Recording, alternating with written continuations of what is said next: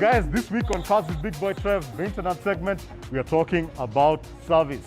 It's very important just before you go on a trip to make sure that your car is in tip-top condition. And we know very many customers of Subaru right now are going to want to take their cars on the road.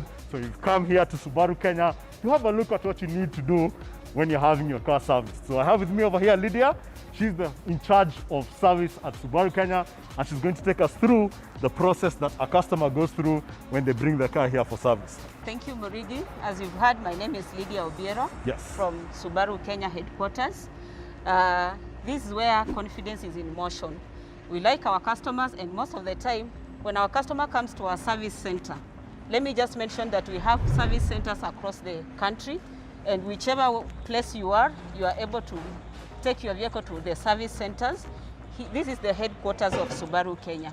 Once a customer brings the vehicle at SUBARU Kenya headquarters, he'll bring the vehicle at the reception, he'll drive in, he'll have security checks.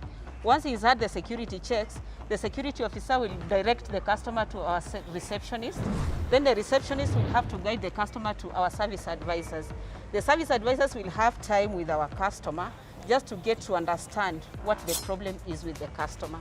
So with his vehicle, sorry. So once he gets to know, if it's a first-time customers, then we'll have to open account details in the system. But if it's an old existing customer, then we have the details in our system. So the service advisor will take time with the customer just to get to understand his needs. And once the service advisor knows about the needs of the customer, we normally have major repairs, intermediate service, and minor service. Once the customer explains his needs to the service advisors, then the service advisor will open a job card, make sure that the correct details are taken into the system. And if it's an accident repair, then we'll have to take the customer to the body shop center, where the customer will meet with our body shop manager just to give out an estimate.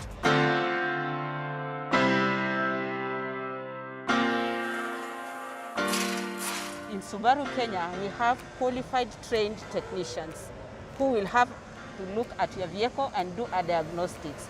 We also use genuine parts from Subaru, and that's why we pride being in Kenya as SUBARU Kenya.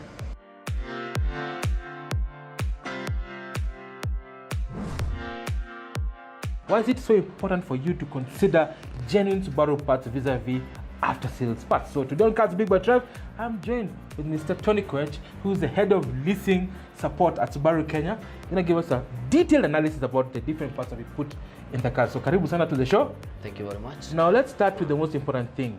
Yes. Air getting into the engine. Why is it important for you to buy a genuine Subaru filter that's here vis-a-vis an after-sales one? Okay. It's very important to buy a genuine filter. For example, if you can see this material that is used to manufacture this filter, it is able to filter out even the finer dust particles, ensuring that clean air goes into the engine. If you use a non-genuine filter, it might not filter those finer particles, and that will also ruin your mass airflow sensor. And they will also go to the combustion chamber. That will bring in the element of lubrication that is not sufficient for the moving parts. We've seen that SUBARU Kenya have actually introduced a brand new engine oil into the market. It's called SUBARU Motor Oil. Now, what are the subtle differences between this and aftermarket oil? Okay, this oil is manufactured specifically for Subaru models in this region. The climate for this region has been considered, and it ensures that the oil does not lose viscosity at all operating temperatures. Yes. Wow. Correct. Guys, listen. SUBARU Kenya have an incredible offer right now, and actually introducing this brand new oil.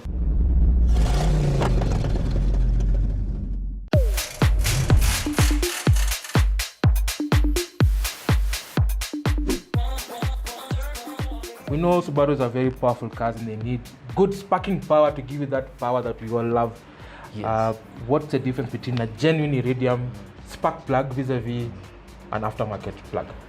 Okay, for example, this is an iridium plug. These plugs are manufactured specifically for a certain model. For example, if you're buying parts, if you're buying spark plugs for your Forester SJG, that's a turbocharged FA20 engine, DIT.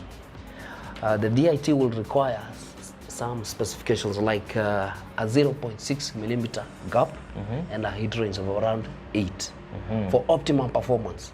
Those specifications you can get on a non-genuine plug. So the only way to get it correct is to buy a genuine plug. Wow. And what's the longevity of this plug? How long will it last? These plugs can take you up to 50,000 kilometers. 50,000? Yes. That's 5 years, considering most Kenyans drive an average of 10,000 kilometers. 5 years of not changing your plug. Yes. So it is worth that. If you use a non-genuine part, what happens? If you use a non-genuine plug, after 10,000 kilometers, it will not be able to generate the right sparks to ignite the fuel. So that means your fuel consumption will go up, and you will need to change 5 times before you change the genuine one. Guys, I have nothing to add. Listen, if you are driving a high-performance Subaru, any other Subaru, and you have longevity, you want fuel efficiency and everything, please get the genuine one. Now, moving on to the most important thing as well, oil filter. This one, same case with the air filter? Yes, yes. First of all, it has the component that is used to manufacture this. It's able to filter off those finer particles, metal particles, and ensure that clean oil goes to the engine.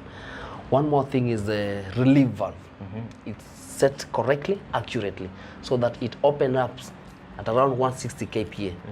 When the oil filter clogs, the relief valve opens, allowing the oil to bypass the filter and lubricate the engine parts. For non-genuine oil filter, it might not open up. The relief valve might not open up when the oil filter clogs. That means your engine will run without adequate lubrication. That means your lifespan will reduce immensely. Guys, you don't want that. You want to make sure that your car is actually well lubricated, and actually the oil filter is quite important. For those who don't know, oil filter allows this car to maintain good viscosity with the engine and of course reduce the number of particles. But also with all this performance and everything, you need to stopping power. Now I have a set of very heavy brake pads. Why is it important for you to buy a genuine part for your Subaru, a genuine brake pad? Okay. For example, you see this brake pad is meant for an Outback 3.6, a BRF. The density of the material that is used to manufacture this is high and is able to resist heat and ensure that brake fade is we avoid brake fade because of the heat that is generated. Non-genuine brake pads will heat up and the low braking distance will increase. Wow. That's putting you and your family at risk. At risk. Wow. It's Guys, important to put genuine brake pads. Yes.